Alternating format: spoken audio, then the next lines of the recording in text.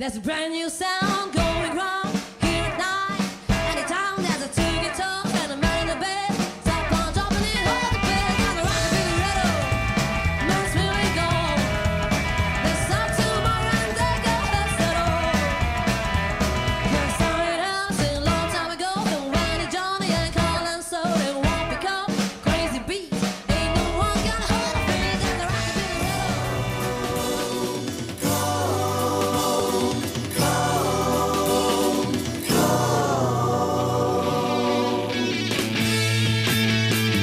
Kathy, come home, can't you see that I need it? Kathy, come home, you must see it to believe it. Kathy, come home. I found someone to comfort me, someone who finally let me be myself. My mind, I think, is much too small to see. Hi, I'm Jess Mason-Wilkes here in sunny Richmond with multi-award-winning songwriter, producer and awesome lead guitarist Terry Britten. Hello, how are you? Very well, thank you, Jess. Very good. Fantastic. Thank Nice you very to much meet for letting us into this beautiful studio. Yeah, it's nice my little man cave. It's Yeah. it's a nice man cave. You've got a lovely guitar behind you there, really nice. We've just It's been one of my talking about that. favourites. Yeah, It's beautiful, yeah. really nice. Tell us about yourself, Terry. Tell us about your background and how you got into the music industry. Well, I was emigrated to Australia when I was about 12, so I'd already started teaching myself guitar, and I got there and very quickly got into bands, and moved to Melbourne, and a pretty good band I was in called the Twilights, more or less cover band, but then we started to record our own songs. Yeah. And from there on, it was I think our first record was recorded on a 2-track machine. Wow. Then we went to 4, Bit then different 8, than this. just a bit. So really right at the beginning was all in Australia, and Yeah. a lot of live work. So the band got tight very, very quickly. Yeah. Really good band. What, 4-piece? 6. 6-piece? Yeah, lots of Hey. vocal stuff. Okay, Yeah, nice, yeah. fantastic. What was Melbourne like in the 60s? What was the music scene like? Fantastic. Yeah, It was just so much work around, and a lot of camaraderie as well. All the bands like my old pal Pete Tyndall, Yeah. the Cherokees. You'd see the same guys every night in all Yeah. these gigs, and do you it think was that a really good scene. helped you as a musician develop? Is that being in Australia? Yeah, I think so, because the biggest thing I only think about now is that when you are in a covers band, you're just learning so many styles. So Yeah. later on, you can draw and all that stuff. So if suddenly you think, this should have a Beatle influence or a Yeah. Beach Boys, and you sort of tend to draw on those early experiences. Yeah, you what know. we were listening to earlier, you can definitely hear the Beatles and also Rolling Yeah, Stones yeah. very much. Yeah. Tell us what happened next after Melbourne. Melbourne, well, we were fortunate, Melbourne, whoever came from UK, whatever, to tour like the Stones, we supported the Stones. Wow, Searchers, people, some great bands, Tom Jones, and so that was, you really got an insight into how great those guys were. Yeah. Especially the Stones. It was like stand side of the stage every night. Yeah, it was amazing. But Yeah. then after that, the band, we were together about 6-7 years. Yeah. And I'd started to write more material. So in Australia, you couldn't really exist on writing songs, because if you sold, 50,000, 100,000, wouldn't even buy you a cup of coffee, really. So you're forced, as a lot of our, pals did as well, went to UK or to America. So I decided to go to the UK and try and pursue songwriting. That's what you did. I ended up a yeah. session man. I was in Okay. just studios doing sessions for years. Yeah. So you have since then, so you said you went to pursue, but you've actually written songs for Cliff Richard, Tina Turner, Michael Jackson, basically some of the biggest artists in the world. Yeah, So I don't know guess how it that's came what about. happened. Well, I don't know what happened, but I guess doggedly sticking at it is, Yeah. is the key. And I don't know, you get a love for it. Yeah. And at the beginning with my band, I used to hate writing songs, because the EMI would say, you've got to write your own material. And I think, oh God, I'd rather do a Stones song or a Beatles song. Yeah. So, but it paid off in the end. Yeah. You know. Tell us about that transition. How long did it take you to get into going, right, I've now got to write material? You mean once I went to the UK? Yeah. Just tell us Well, a I bit started more. straight away writing Okay, stuff, and I yeah. had a few songs away with Cliff Richard on albums.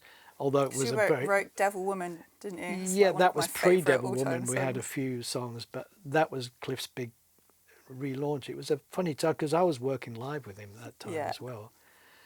He was keeping me afloat, supporting him as guitar player, and it was a very quiet period, and we're doing all these horrible clubs up north, you know, the Fiesta Club, Sheffield, and the Batley Variety Club. And you could actually hear the scampi and chips, people eating scampi, was louder than the band. Yeah. And you'd hear, sing that summer holiday, you know. And then suddenly we did the Devil Woman thing, which I never Yeah. dreamt he would do. I gave it to him, but I never dreamt he'd like it. But we recorded that at Abbey Road. And even on the day, I remember the day we recorded it, the engineer said, going to be a hit in America. And I thought, Cliff's never had a hit in America. Yeah. What the hell is he talking about? But sure enough, it was Wow, top 5 in amazing. America for Cliff. And it just changed everything. From Batley Variety Club, Yeah. next thing we're touring the whole of Europe. We went to Russia, the whole of Japan, all Yeah. over, even New Zealand, Yeah. Australia. Yeah. So it sort of shows you the power of a song, Yeah, really. absolutely. It was extraordinary Yeah. what it did. And then later on we had the similar thing with Tina. So Fantastic. Amazing. so I just kept writing basically through the thing and Yeah. sessioning, writing, session, Yeah. and, until the writing started to take off. And then I got into production a little bit. Yeah. Yeah. Yeah. Do you have a favourite song and a favourite artist? Are you allowed to say that? Well, you're not going to get better than Tina Turner. Yeah, It was absolutely. revelation for Yeah. me. But you know, favourite song, I've got a song I did for Lenny Kravitz called Heaven Help. It's Yeah. probably maybe my favourite tune, which I've done on my own album as well. Did my version of it. But you know, as far as What's Love goes, it just keeps on going. I can't believe it. It's like Yeah. 40 odd years and it still gets played every single Absolutely. day, no Yeah. matter where you go. But I guess the other one would be We Don't Need Another Hero. Yeah. Thunderdome from the movie. Yeah. That was one of my favourites. So we're going to play out with. We Don't Need Another Hero.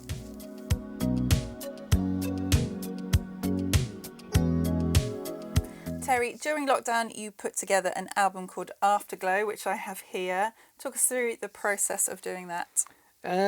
Well, it gets you out the house, doesn't it? I mean, you're still allowed to go to work, so I'd just come down here every day. And I thought, I don't see myself as a singer, but or an artist even.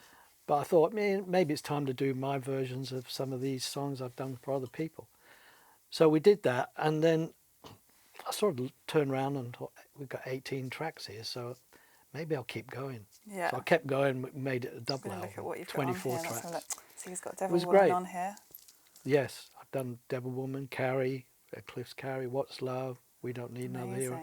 Amazing. Yeah, and the Lenny Kravitz songs. And Yeah. I think there's about 3 Lenny Kravitz songs on that one, Great. which we'd redid. So it was a lot of fun, Yeah. get you out the house. So that's what you spent lockdown doing Yeah, in here, in yeah, your man this cave. little room in man cave. Yeah, it was great. I really loved. No pressure. There's no one saying you got to do this, that. Yeah. It's just fun, really. Yeah. Just having fun. With How it. long did it take you to put this together? It was the year, Yeah. the whole year of lockdown. Fantastic. Okay, so we're going to play the Cliff Richard version, one of my favourite songs of all time, Devil Woman, and it's also on this album, which you can buy where, Terry? Yeah. Oh, anywhere, Everywhere, any place. everywhere. It's Cliff Richard with Devil Woman.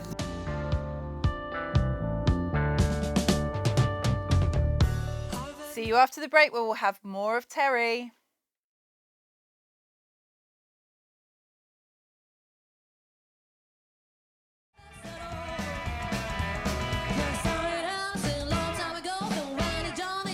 So Terry, you've just recorded a new album. Tell us a bit more about that. It's called The Other Side of the Tracks, Mm-hmm. and again, I guess it's a take on the previous. So I've done lots of covers of songs I've written for other people, but a ton of new songs as well. So again, it's a very similar mix Okay. of things. What's your favourite track? Well, I've got a few, but I did a country version of one of Tina's songs, which was, Yeah. because I love the lyric. It's a very funny lyric, and it's called "What You Get Is What You See." Yeah. So I thought we'd do a version of that, and I got this little lady I know to do the vocal, and so it's much more country. But I Okay. really like it. It's got a great vibe to it. Everyone's doing country stuff at the moment, following Are they? Beyonce. Yeah, I don't know why, really. She hasn't invented country. Country revival. Where can people buy that album, Terry? Well, at the moment it's on Spotify, iTunes, all those digital things. Yeah. You know. CD's coming out soon as well. Yes, it Yeah. is actually. Yeah, just pressing that now. Did you collaborate with anybody on the new album? Yeah, actually, just thinking about it, I did some co-writing with an Aussie girl from Melbourne, Chrissy Hammond, who was in an Aussie band with her sister, and also co-wrote quite a few songs with her. Got a great keyboard player just across the very yard there, handy. James Hallowell, who's Yeah. amazing keyboard player, plays with the Waterboys, Yeah. and he was a great help. Fantastic. And we just clicked, you know. It's Yeah. so it made life easy having Yeah. a great keyboard player, Yeah. and I do everything else myself. So Do you want to choose a song that we can play from the new album? well, I'd go with "What You Get Is What You See," which is I did with Tina many years ago, but this version being it's very light-hearted, really country, and it was a lot of fun. Here we go.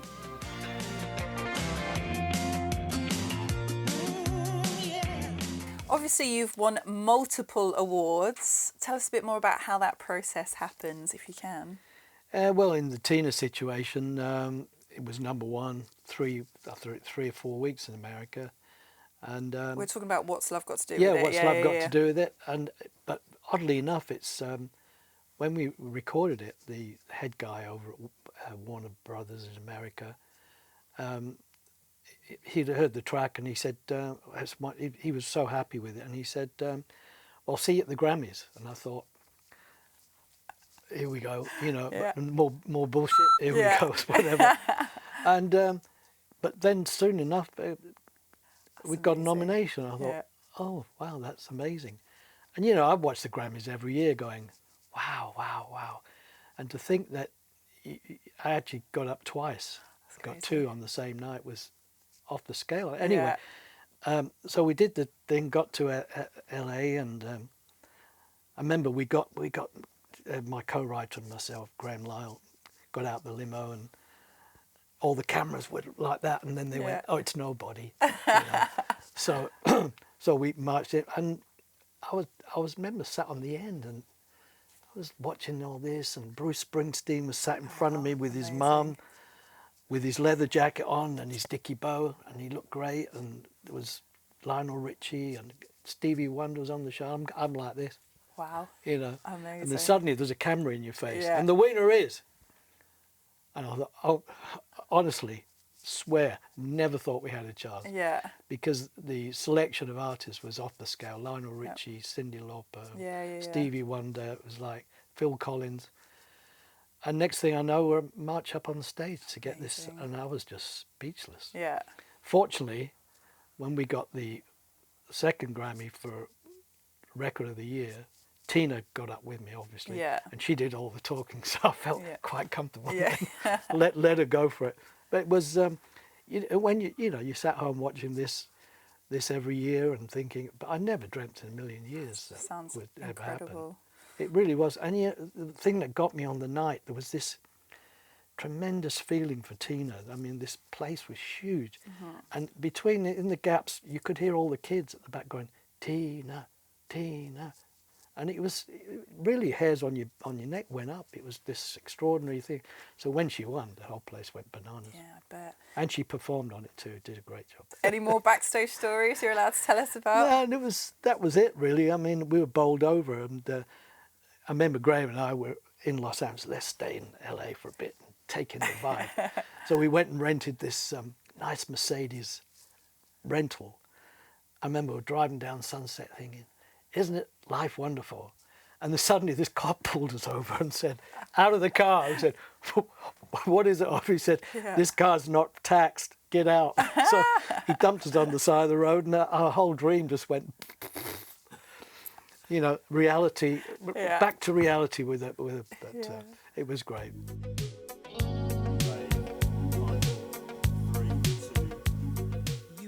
So outside of what you've done so far, would you look at doing any kind of composing for film or TV?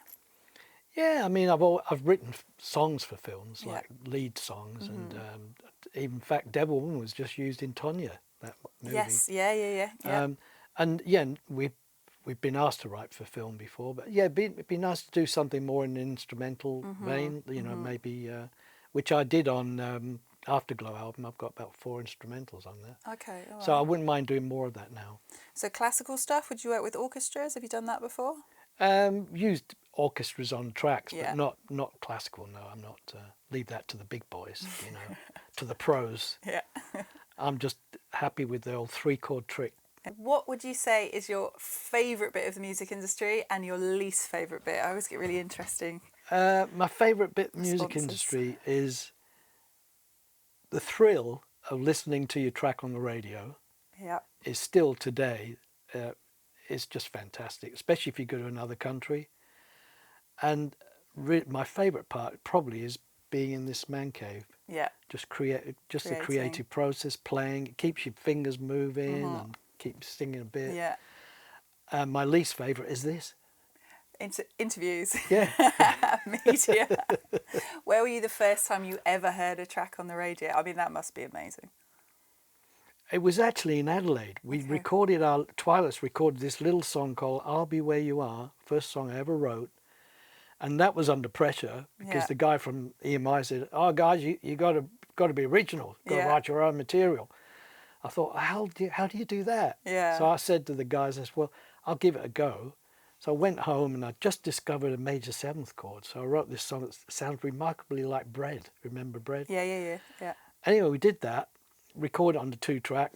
I remember saying to the guy with the studio, "Could we have some of the echo stuff on the guitar?" And he said, "Oh, you'll have to come back at midnight." I went, "Why is that?" He said, "Because I use the bus shelter next door for my echo chamber, Fantastic. and you got to wait till they park the buses." I went, "Great." Anyway, literally 6 weeks later, 5 AD, turn it on. I don't get well, lovely. Amazing. I went, "Wow, that's amazing." That's And I think that fantastic. stayed with me to this day. Yeah. So when you do go anywhere and you hear your song, it's a thrill. And what do you have coming up at the moment, Terry? What are you working on? New songs, new tracks. As long as they keep coming, I've decided I'm gonna keep doing it. And you know, meanwhile, if anyone asks for a specific song or doing an album, that's great. Track it. Terry, absolute honour to meet you. And you, Jess. Thank you. And if anybody would like more information on Terry, you can go here. Yeah. Thank you very much. Here with Terry Britten in sunny Richmond. Well, actually in a man cave. Thank you very much for joining us today. I'm Jess Mason-Wilkes and this is Wrokdown TV.